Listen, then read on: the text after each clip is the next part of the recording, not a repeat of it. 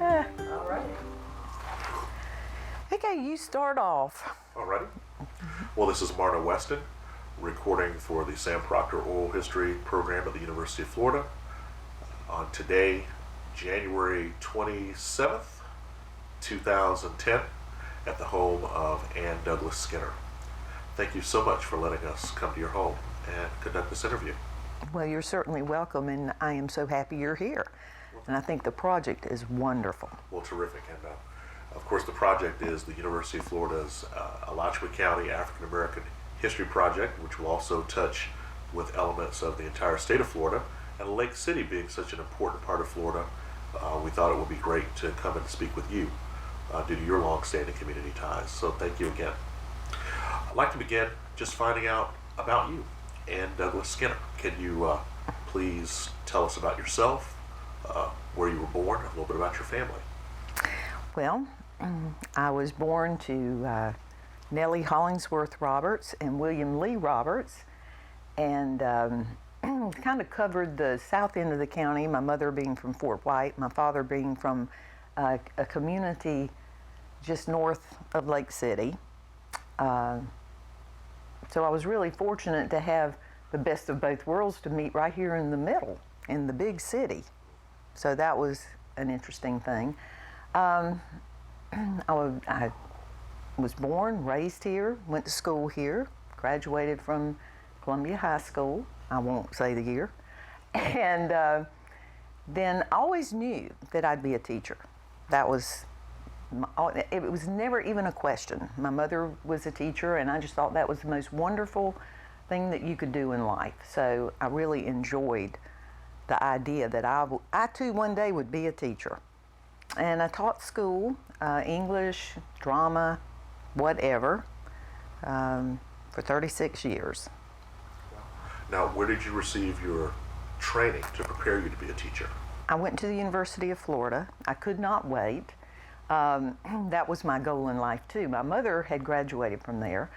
And of course, at that time in life, Florida State for women was a really wonderful idea. I had no interest at all in doing that. I wanted to go to the University of Florida because to me that my mother had gone, it was a good idea that I go also.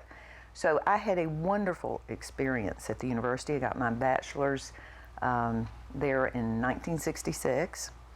And then my parents had said, why don't you stay and get your master's? Well, being the smart young person that I was, I said, oh, I want to go earn money. So I went out and started teaching. And then went back when it finally dawned on me, you know, I need to go back. So I went back and graduated with my master's in '84. And what was your first teaching job? Where did you teach? I taught at the time it was Lake City Middle School. Or junior high school, they called it. And that's where I started out. And then later, as the schools began to change and, you know, sometimes they'd try a 7th grade center and then a 9th grade center, and then they'd, you know, change it all around. But I taught 9th grade English most of my life. What was your first year teaching? I started teaching, I graduated in December of '66 and began teaching in January of '67. Okay, a very interesting time period. Yes, because, it was. Florida, of course, fully integrated its schools in 1971, but until then, there were still some incremental changes that were taking place. What was the climate of integration like when you first began to teach? As a matter of fact, we integrated the schools in Columbia County in a very unusual way. Instead of integrating the students, they decided to change the teachers.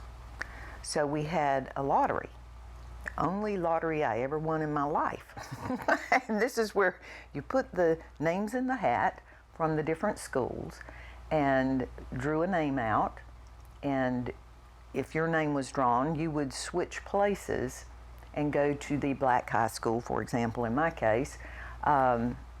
So my name was drawn, and I believe this happened in maybe February of that year.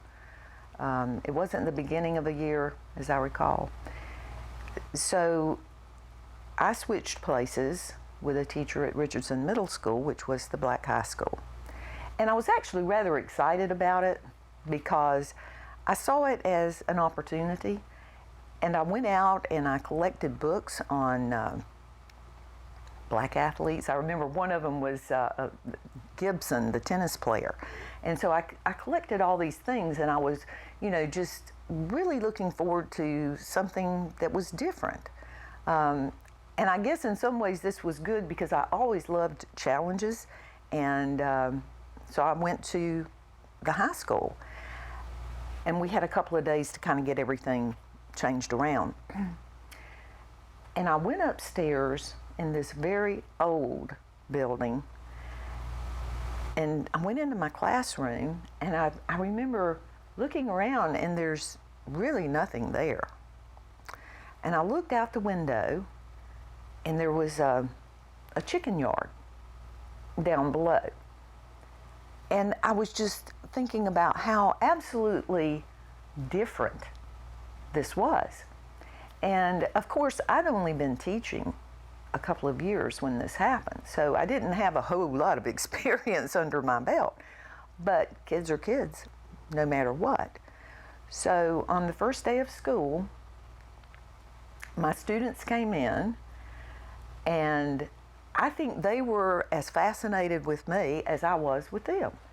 And I can remember at the time I had very long straight hair, and they were fascinated with my hair. They really wanted to touch my hair. And I just thought that was so interesting. I mean, these are things that I learned.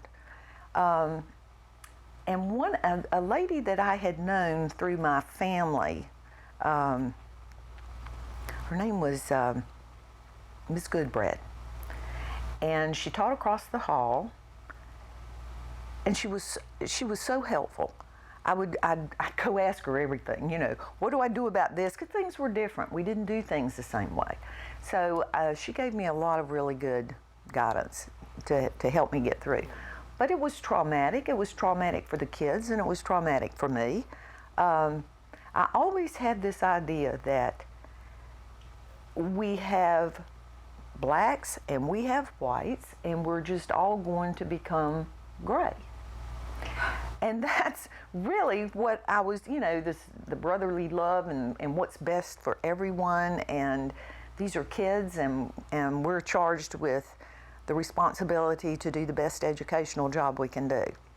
And I recognized that that was not the case. It would not be a matter of gray, that it would be a matter of black people and white people learning to live together, because each has its own culture, each has its own experiences, and it's very hard to just simply mesh that together instantly and mix it together and everything's going to be fine. And that it was going to be a very long, drawn-out situation. Well, we're talking about the 1960s, the late 60s, with the movement, the war in Vietnam, and so many other strong social and cultural issues taking place. During the course of your first year as a teacher, could you share with us one of the high points of your teaching experience and perhaps contrast it with one of the low points in a teaching experience that took place? Wow. I'm trying to think. I think the high point was realizing, and I had a student, and this was just about the time that I made the switch from one school to another. And I had a young man who sat in the back, and he never said a word. And all my students would talk, and it was wonderful. And one of the students asked a question, and it was a highly technical question. It was about the space, what was going on with the space program. And I said, well, I have no earthly idea what the answer is. But I said, maybe tonight we can do some research, and tomorrow we'll come up with whatever the answer is. And this young man who'd been sitting there forever raised his hand, and he very quietly said, I know. And I'm thinking, So I said, well, tell us about it. Well, he just began to talk, and he just told this fabulous story, and I'm thinking, well, I don't know if he's right or wrong, but it sure sounds good, because I don't know the answer. Well, I asked him the question. I said, how did you learn this? He said, I watch Channel 5, which is the educational station, the only one at the time.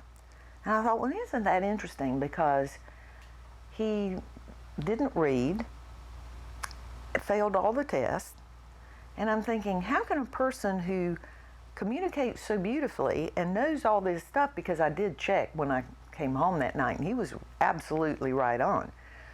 So I spoke with someone, because back then we didn't have in-school testing the way we did. I said, I think there's a problem here. As it turned out, he was dyslexic. And I suggested to his parents, because at the time we didn't have any programs, and I said, if he were my son, I would make arrangements to take him to the university and have some tests done and see what the situation is. And today, he is a very successful, went to college. I see him frequently, and I think, wow, and he could have fallen through the cracks. And so that was one of the high points, is realizing that if you're observant and if you pay attention, that you can make such a difference in a person's life. And by the same token, I think the low point is that when you realize that no matter how hard you try, there are some that you cannot reach. And to refer back to going to Richardson, it was such a devastating time to realize that there was a true difference in what was available for students who were on the other end of town. The materials were not there, and the kids were just kids. So it was really difficult, because I would see what could be done, but of course, being totally unprepared really to know exactly how I could make a difference, that was very frustrating, because, and to be perfectly frank, everyone was so upset at the time. I'm not sure much learning went on anyway, because it was difficult for everyone, and everyone was at a disadvantage. And if you felt drawn, as a matter of fact, I remember a young woman called and she asked me, because she knew I played the piano. I was a black woman, and she said, I would like for my daughter to take music lessons, but there was no one to teach. And she asked me if I would consider teaching her child. Now, when you're in that kind of situation, I had no problem with that. Of course, that's when you begin to think about all the encompassing problems that you can run into. And that's where you begin to weigh those issues that, because at that time, there was a real line between what is okay, where you live, where you go. And so as I look back on that, I think about all the people who were brave and they stepped out and they did the things that needed to be done to provide opportunities for kids that didn't have that opportunity. That it was, I had a choice of all kinds of people to take music lessons from when I was growing up. The choices were very different for each group. And so it was just a very difficult and trying time. It's very upsetting. I can remember I had a family member who had a restaurant, very popular restaurant. And rather than open it up to anybody except white people, he closed the restaurant. And I also remember that some of my very good friends later in life were those who went and sat at the lunch counter. And so I think about the the experiences and growing up and trying to maintain communication with both sides so that you could affect some change without having everything stop because everybody is just so convinced they're right. And that's a hard place to be. Very hard. I'm so glad you mentioned the lunch counters because next month, I guess just in a couple of weeks, is the 50th anniversary of the sit-ins that took place at A&T in Greensboro, February 1st, 1960. As you think back on that time and the activities that were taking place in this community where you lived, what was significant about those times and what was taking place that you can remember that pops out in your mind? What I really remember is we had, it was really low-key in this area. It wasn't what we were seeing on the news in some of the other areas. It was more subtle. I do remember the concern when some of the black kids went to the high school, Columbia High School.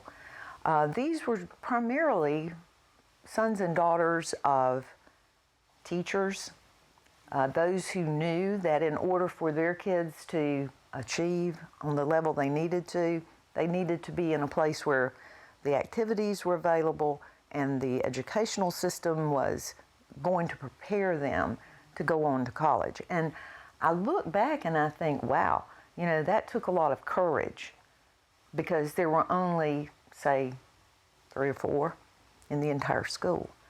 And as a result of putting yourself in that position, that had to be difficult for the parents as well as for the students because when you're the pioneer, it's not easy to break that trail.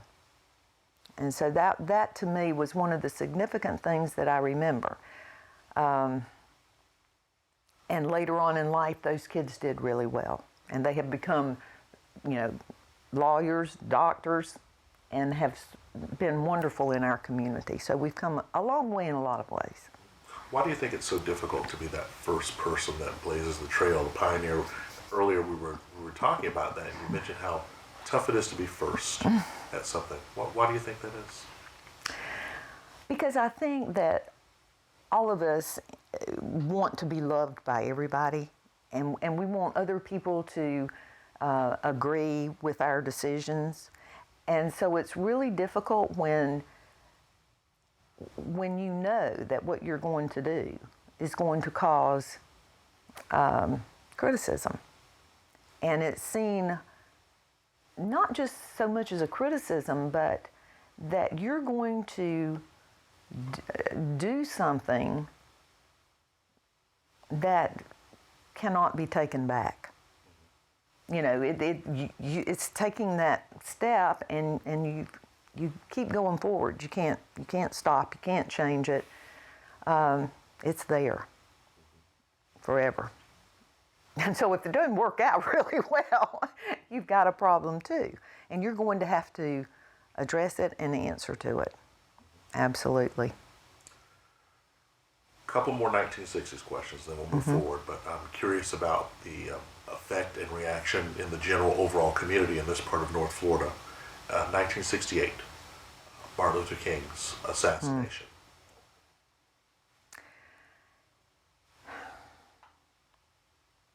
I remember the day that happened. Ben's dad, Ted Douglas, and I were going down the highway, and the news flash came on, and we were just stunned. It was far away. It was not something that affected our lives at the moment, so to speak.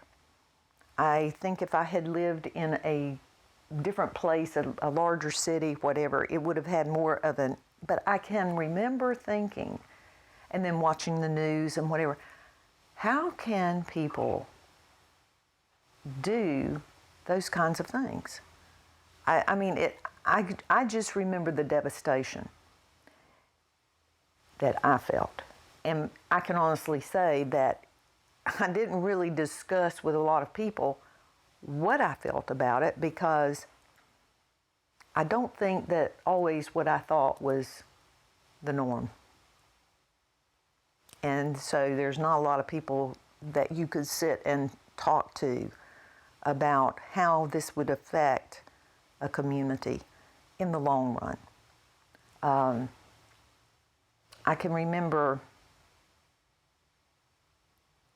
not really understanding that, because we really didn't know or hear that much in our community about this man, so there was not really an understanding of what he stood for and what an impact his particular method of nonviolence would mean, that we could have taken a much more violent approach, and some did, and I think that probably colored things in a respect. For example, Malcolm X, you know, the difference in how you achieve a goal.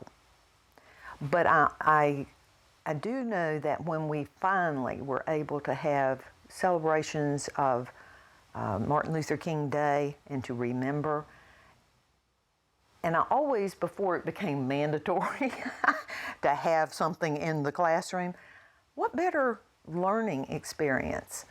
Because these kids that are growing up don't have a history. They don't know. They think everything's always been the way it is. And they don't really understand how things are now because of what people have done for you in the past. And so I would always do that. I have a dream speech, and we would talk about those who had taken those hard steps. You know, I'm just a little person in comparison to what the great man did. But how difficult, talk about taking a step that you can't take back and going to jail and, you know, all the horrible things that he was willing to put himself out there for. All for the betterment of society as a whole.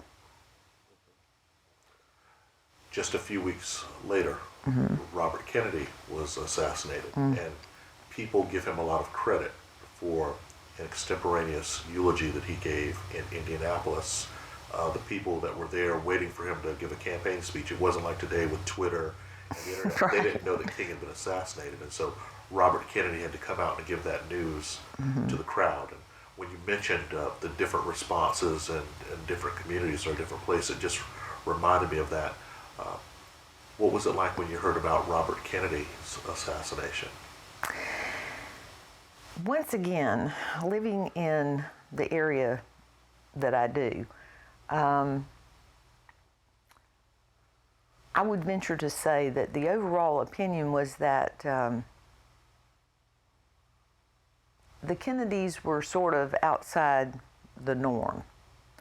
Therefore, there wasn't, generally speaking, a lot of don't get me wrong, it was a horrible event, and they were certainly very sorry, but I sort of, you know, sensed there was this underlying situation where perhaps if it hadn't been so open and so, you know, you might still be with us. And this is what happens when one puts themselves out there, you know, to interact. But once again, that is looking at it from the standpoint of those who are activists involved in making changes in our society. And it's very, that's why it was always important to me in dealing with the young people. I felt that when I came out of high school and I went to university, I found out all I didn't know, because it was not, if it was controversial, if it was something that the small community didn't agree with, then you just didn't know about it. So when I got there, I thought, oh wow, all these people know all these things that I don't know. So I was very quiet for a very long time. And I had to learn. I had to work really hard. I had to learn. I had many Jewish friends in my classes. I had no idea that there was such an animosity toward a group of people. It was unbelievable. I learned a great deal. When I came back to my community, and I said this to someone more than once. It's amazing I've managed to live and survive for 36 years and not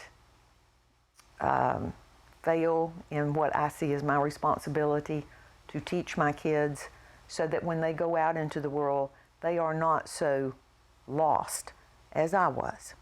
And I just think that's an important point. I always started out by taking a huge piece of poster board, plain white, and take a pencil and make a dot in the middle.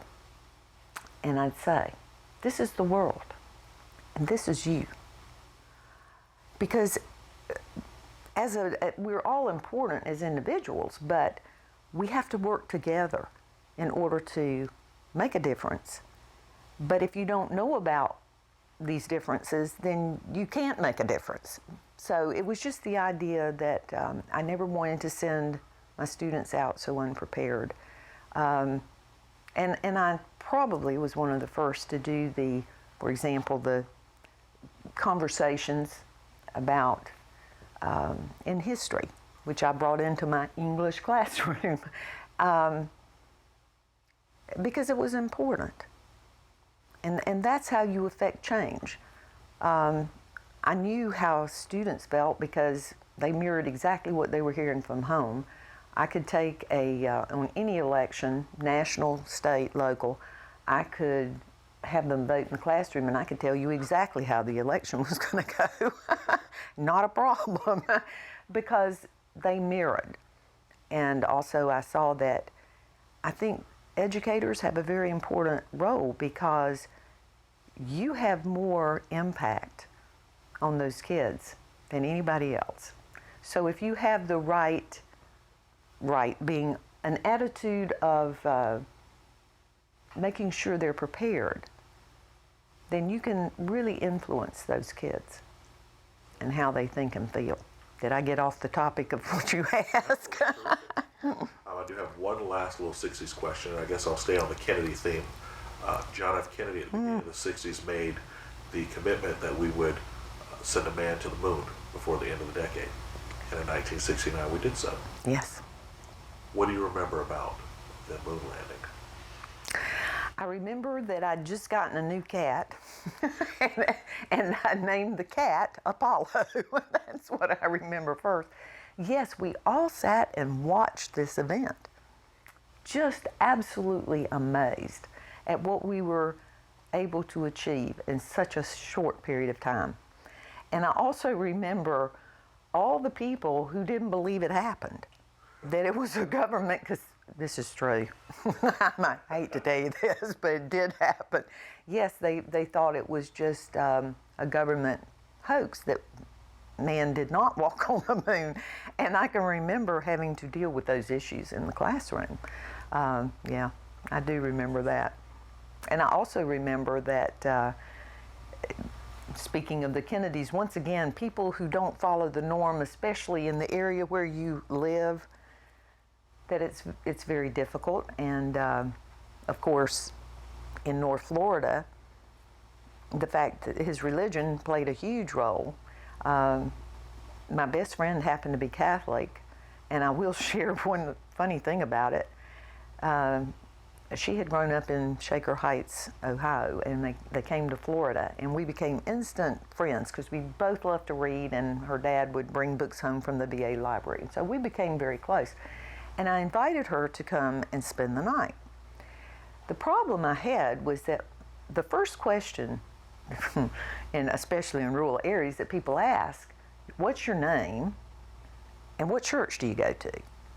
Well, I had a problem because I really didn't want to share with my family that she was a Catholic. This might not be good because where I grew up, our Sunday school lessons were, Catholics had horns, and it was bad.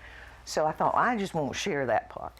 So she spent several nights on Friday night. It was always Friday night because Sunday you had to go to church, so you couldn't stay at somebody's house on Saturday night. And so my mother said to me one day, she said, you need to ask Yvonne to come and spend the night, I'm sorry, I went to her house and spent the night because I didn't have to worry about anything. Finally, she said, you have to have Yvonne come and spend the night. And I'm so worried because that meant it was a Friday and you only ate fish on Friday, and we never ate fish unless we went to a fish fry. And what was I going to do? So I waited and I waited, and she was coming that weekend, and my mother asked me, like on Wednesday, she said, well, what do you girls want to eat on Friday? And I said, fish. And she said, fish? She said, why fish? And I said, well, I think fish would be a really good idea. Finally, she said, what is this fish thing? I said, Mother, I said, Yvonne's a Catholic, and they only eat fish on Friday. Well, my mother was just shocked, when I said this. But she said, okay. So she came. It was wonderful. My mother, bless her heart, was over time would ask questions about the things we thought and what really were, and this is so often the case, what we learn and what we think, it's not good information. So you need to talk to the people who've been there. It's much like asking people what it was like in the 60s. Unless you were there, you really don't know. It was so different, and it was had to be their experience. So I learned from that. Of course, she told me later that when you went to someone's home and it was a Friday, you could eat whatever they had. It was okay. So I went through all this trauma that I didn't have to go through. But it's just an example of how a community, she was the only, except for one other family, was the only two Catholics in Lake City, and we had one Jewish girl. So, I mean, it's not like we had a lot of options out here about learning about other cultures. And that's what I think is so important, is that when I think about Pearlie Mae Griffin, who raised my son, who's my best friend for over 40 years, she's always there for me, and I'm always there for her. And that is not something that comes from anything except growing up together to know each other so well, to trust her judgment. I trust her to raise my child and make decisions. I mean, that's a pretty big issue. So I remember one day she didn't drive. Well, she drove, but she didn't have a car. So she was going to get a car. Ben was getting older where she could take him places and whatever. And so in order to make sure everything was okay, I said I would pay her car insurance, which would help her out. And there was an issue about how to get the insurance, because finally I said, she gave me the quote, and I said, Pearlie, that is so high. And she said, it's a cracker place. I'd never heard that in my entire life. And I said, what do you mean, a cracker place? She said, because I'm black, it costs more. And that hopefully will keep me from going there. Well, these are things you learn on the way to learning other things. I remember when she took my son to the doctor. And of course, he had to wait for hours in the waiting room. And so I would go to school, and she would take him to the doctor, and then these were in the days of no cell phones. So she would have them call and give the message to me at school, and I would leave school and go to the doctor and meet them there. And one day I got the call, and I walked into the office, and I look around, and they're not in there in the waiting room. And I said, I had a call that Pearlie and Ben were going in for an appointment, but they're not here. That's because they were in another waiting room. And I walked into, I didn't even know it existed. And I'd been going there for years. And there sits Pearlie with my son. And I am totally amazed. Now, he was born in 1970. So you can see that time-wise, it was a very slow integration of all the things that happen. And so those are things that I learned that most people didn't even know. And I can imagine that my experiences, it was not me who was having to deal with it, and how very difficult it had to be for those who were actually in the midst of it. And I also realized that I think I was about 16, and my dad asked me to, there was a lady that would come and do some ironing, and so he asked me to take her home. And we went to get in the car, and she went to get into the back seat. And I said, "Oh no, sit up here with me." Now, it just was, in my mind, the right thing to do. It was only years later that I realized that what I asked her to do was probably not a good thing for her. But you don't understand that you can put someone else in a bad position out of thinking it's the right thing to do. So I've thought about that many times, because that was long before the 60s, as far as the time frame. But I often think about what we do that we just don't think about. Can we break for a second? Yeah, we can. Okay. Terrific. Oh, wait. Where did I see him at a funeral or something? He's a really nice man. Terrific. And that. But before you turn the camera on. That you had there. Oh. You need to meet my son. He said, "You need this really cool ringtone." Halloween. Yeah, really. Somebody told me he said, "It's just perfect for you. At least nobody else has that one." But anyway, it's over time, whoever, if it's a Democrat or a Republican sitting there, that's who's going to change things on all the boards, which is what makes the focus change. So that's the one thing that worries me. Mrs. Skinner, you have such a lovely home and such a warm feeling being here today. And just looking at the photographs and the history and this warm feeling, I wonder if you might take a few moments and talk to us about your home. I'd love to. What would we like to know about this place if we could ask the question? I think that it's almost 100 years old. We're in what we call the historic district, but there's only this house and one other across the lake that is actually, verified. It has lots of memories because there have been two families that I knew who lived here. One was our family, who was here 46 years before Ben and I moved in after his grandparents died. But there was a couple who lived here, and he was a doctor. And of course, back then, lots of them had space at home. And this room that's over to this side, which I call my library, there's only two things I ever wanted in my life. That was a piano and a library, because I love books. I love music.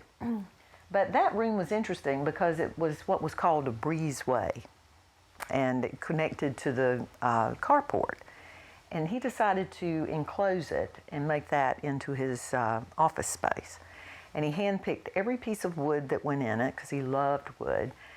And he left, and when he got back, they had painted it, and he was devastated. And he told me this story. He's been gone now a long time, but it was a good story about, his pride and joy of an office and what happened to it.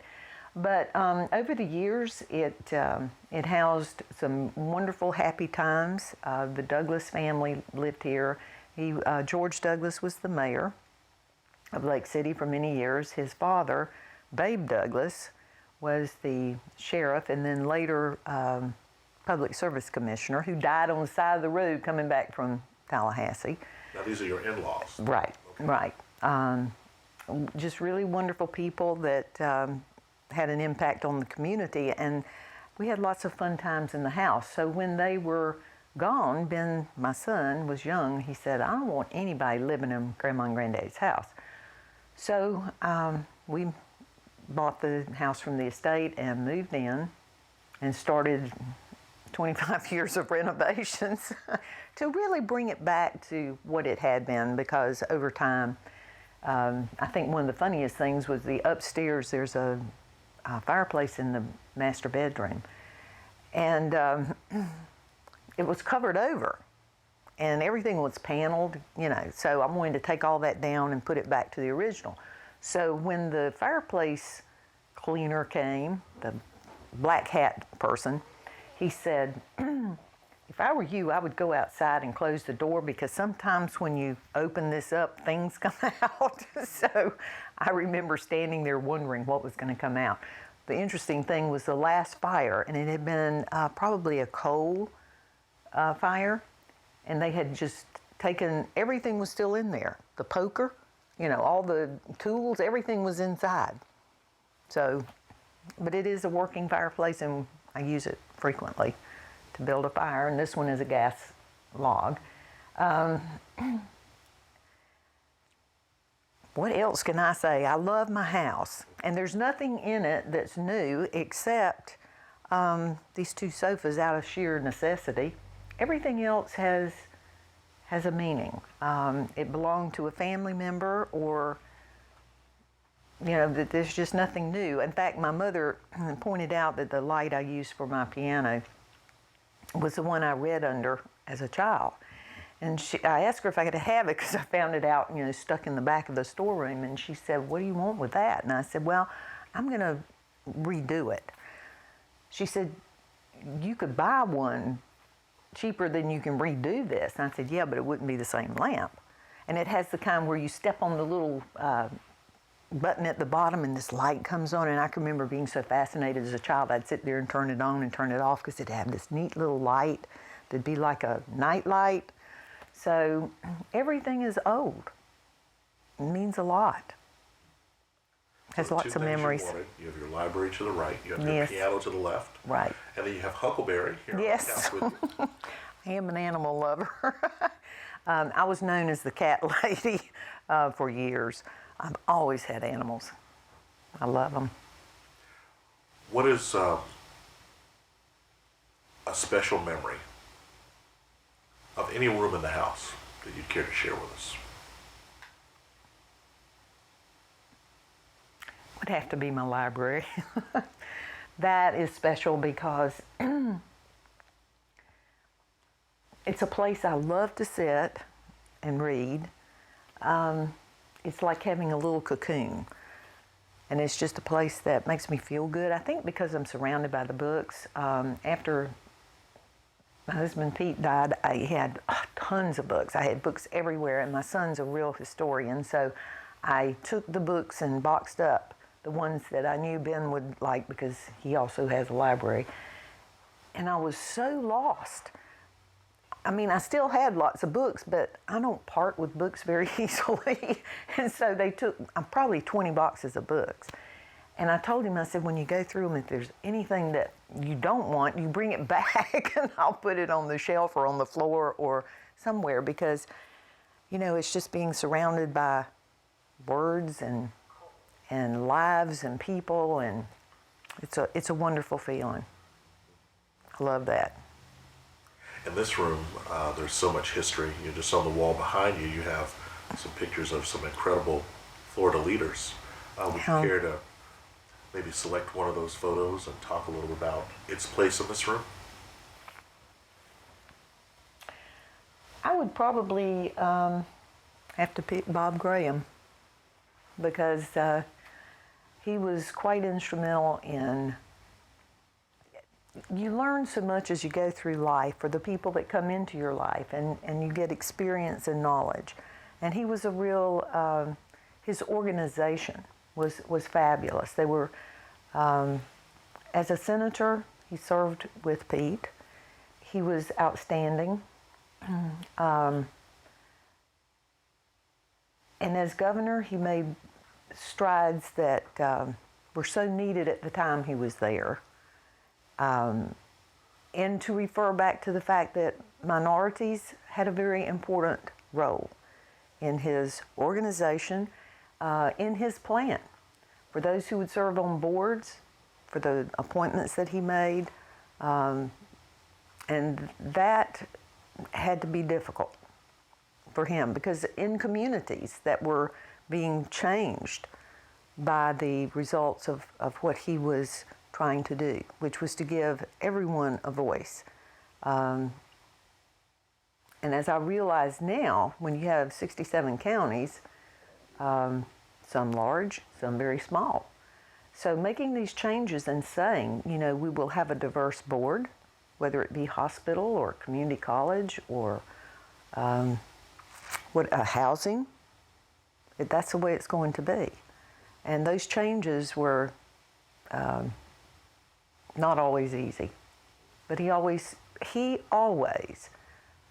expected, first of all, that, and I found this to be true, that I always try to communicate to someone exactly the way things are. If I have a prejudice, I'll tell you, but it's important to make sure they have the facts, because a leader who puts themselves in the position to make a decision has to have all the facts so that it can be a good decision.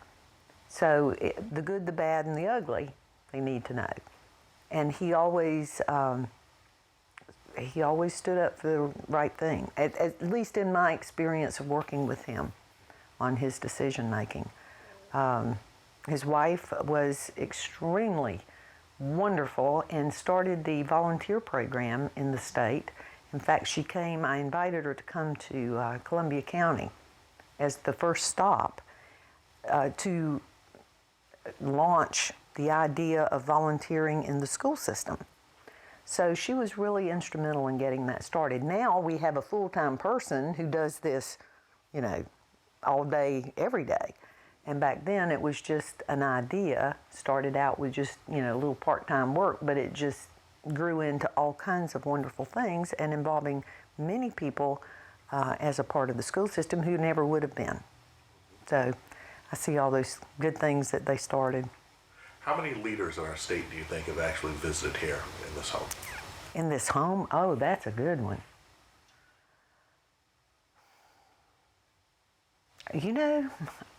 I never thought about that. I'd have to think. Oh, many, going way back, because the Douglases were very, very active. Governor Cone lived just down the street. So they were surrounded by the political world from early years. And I would say that if you were running for office, you probably at some point came through. So that's a good thing. That and one of the important things, I hear so frequently, you mention the word politics, and the response is, oh, I don't want to talk about politics. I don't want anything to do with it. And I think about a statement that Pete Skinner would say. He'd say, you have milk in your refrigerator? And they say, well, yes. He said, there's nothing more political than the Dairymen Association. You have electricity? Flipping a switch? Nothing more political than that. When you go to sleep at night, you use a pillow? Ever look at the little tag on the side, do not remove under penalty of law? There's nothing you can do that does not impact the world in the political arena. And you can either be a part of keeping things the way you like them, or if you don't like it, be part of the way to change it.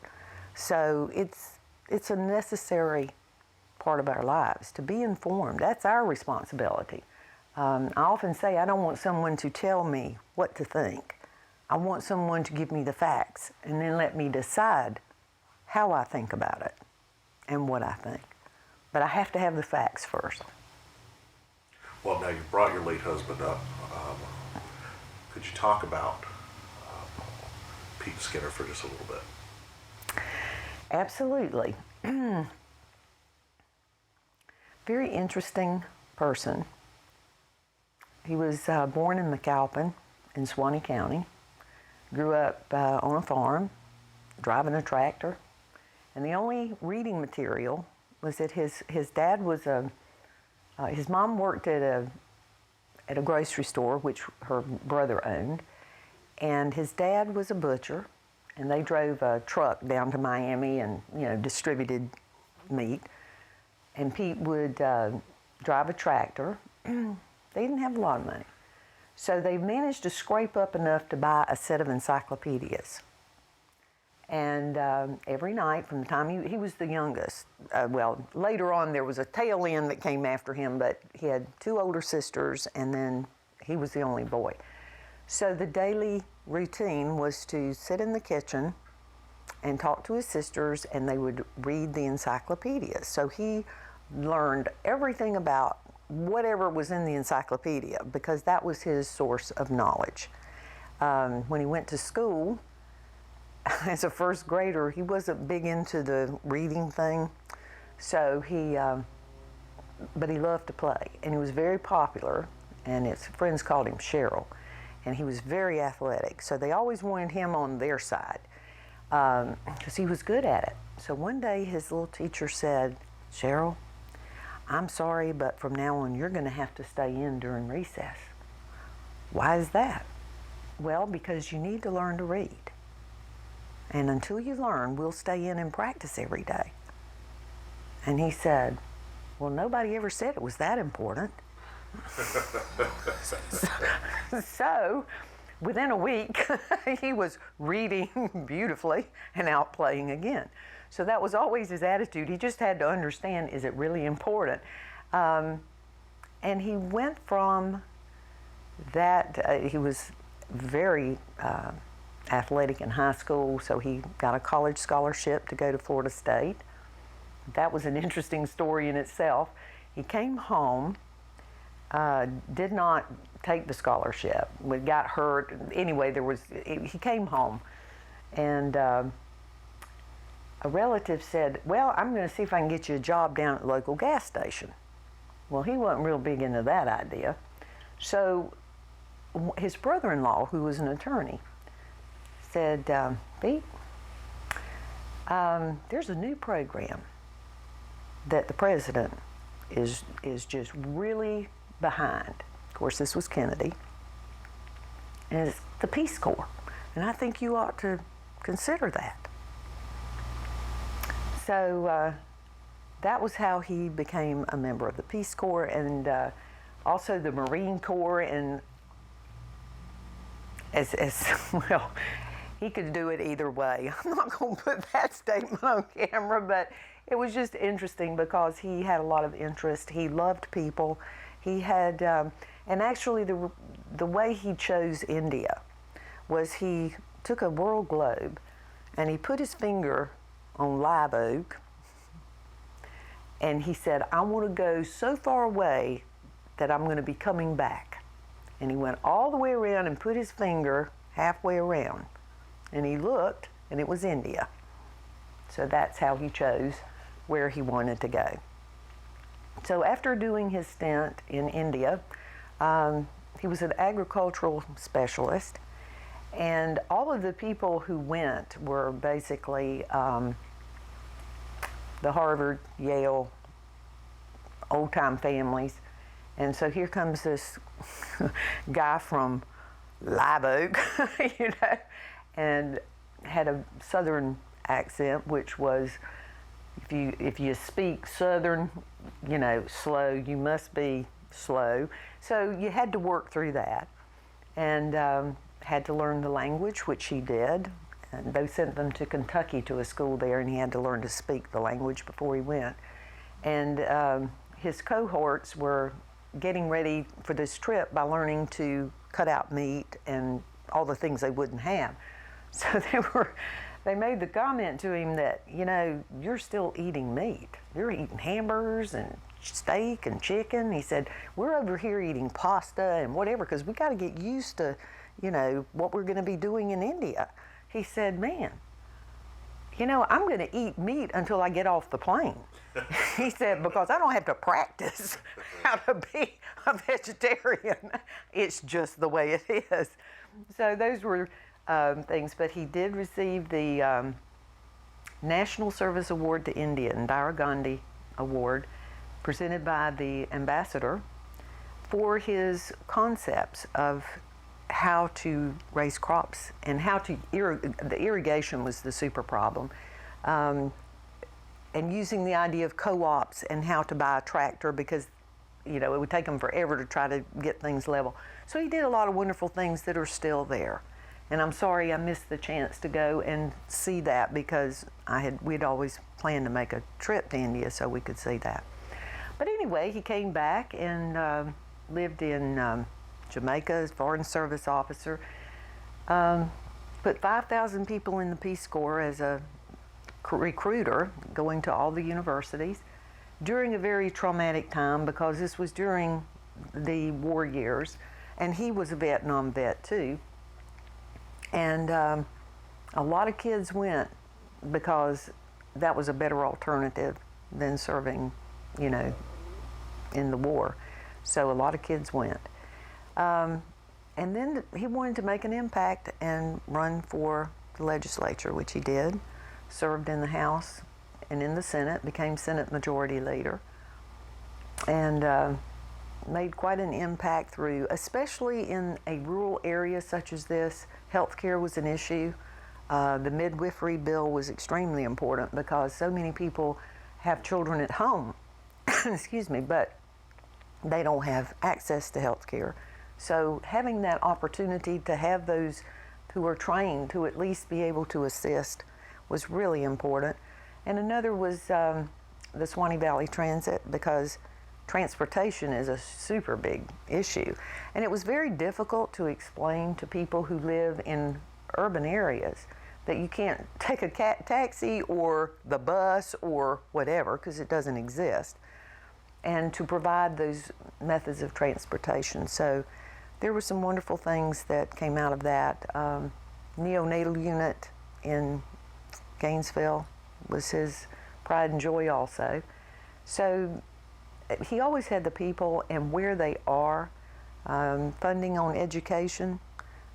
Green Belt makes a huge difference when people have to travel 20, 30 miles to go to school because they need a busing system. They live on farms.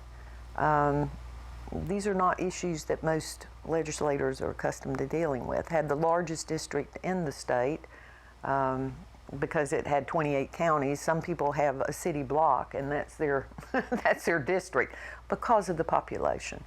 So it's hard for them to understand. And trying to be in all the places that you need to be. 28 counties, that was a lot.